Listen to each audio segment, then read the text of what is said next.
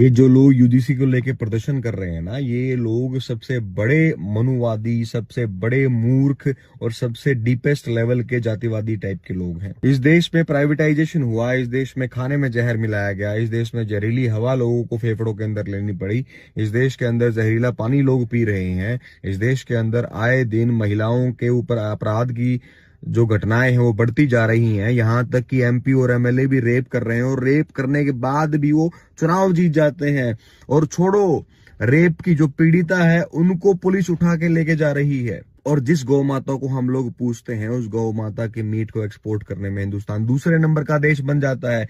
ऐसी ऐसी घटनाएं हुई तब कहां थे भाई तुम लोग हैं? अभी यूजीसी के ऊपर जब जातिगत मुद्दों पे बात आती है तभी तुम्हारे अंदर का इंसान क्यों जाग रहा है? इस देश की हालत खस्ता कर दी सरकार ने, तब कहां थे तुम? अब तुम बड़े बीजेपी के झंडे उतार उतार के फेंक रहे हो, अपनी गाड़ियों से बीजेपी के स्टिकर उतार रहे हो। तब कहां था तुम्हारा ये जोश और तुम्हारा आक्रोश? तब क्यों दिखाई नहीं दिए तुम लोग सड़कों पर? और मैंने एक पोस्ट देखी थी, उसमें करणी सेना का बता के कोई इंसान अपने आप को यूं भी बोल रहा था कि करणी सेना अब से बीजेपी के कार्यकर्ताओं की हालत देखो क्या करेगी। क्यों? अभी भी हिम्मत नहीं है तुम्हारी बीजेपी के आकाओं के खिलाफ बोलने की? अभी भी कार्यकर्ताओं तक ही रहोगे तुम, उससे आगे मत बढ़ना। और ये प्रोटेस्ट देख लो, ये तो है ना हद हो गई। मोदी शाह को मार रहे हैं प्रोटेस्ट में, उनके पुतले फूंक के उनको गिरा रहे हैं। और बात वो नहीं है किसी व्यक्ति विशेष पे हमला करो, बात यह है कि वो व्यक्ति विशेष पे हमला करने के चक्कर में तिरंगे तक को नहीं छोड़ा, अपने देश के झंडे तक को उनके ऊपर मार रहे हैं डंडे के स्वरूप में। इनको इनके जीवन में जाति से ऊपर कुछ समझ नहीं आता।